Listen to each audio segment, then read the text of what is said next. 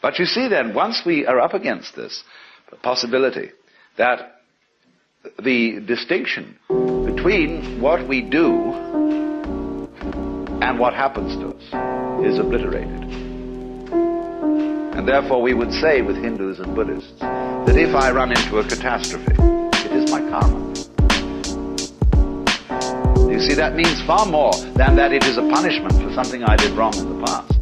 An addict to the noise, but use these notes to shade my perspective. Stepping out my comfort zone, mindset receptive. Won't expect shit in return, working to make it happen. Isolated convos, the molded to the madness. But lately I've been fucking up, substance abuse been amping up. I'm breaking through my catalyst, not giving up. Moved out the Phoenix to steep into my roots. System failure, gotta reboot. Could draw, aim to shoot.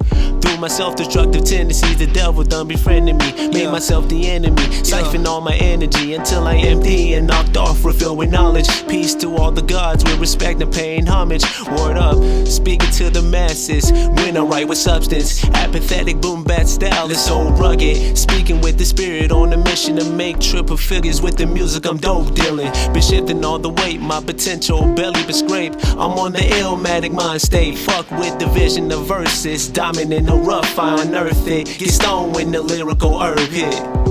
That is a legalistic view of karma.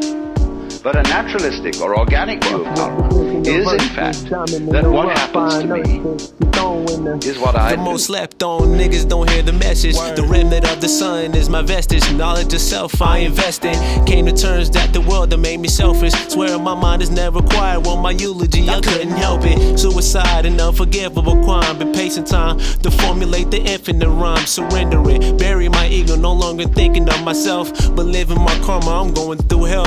Word up. And that in a certain sense, I want what happens to me. We can use want, notice how we use this word. It means to desire and it means to lack or to need. We say to somebody, you're wanting, you're deficient in something that you need.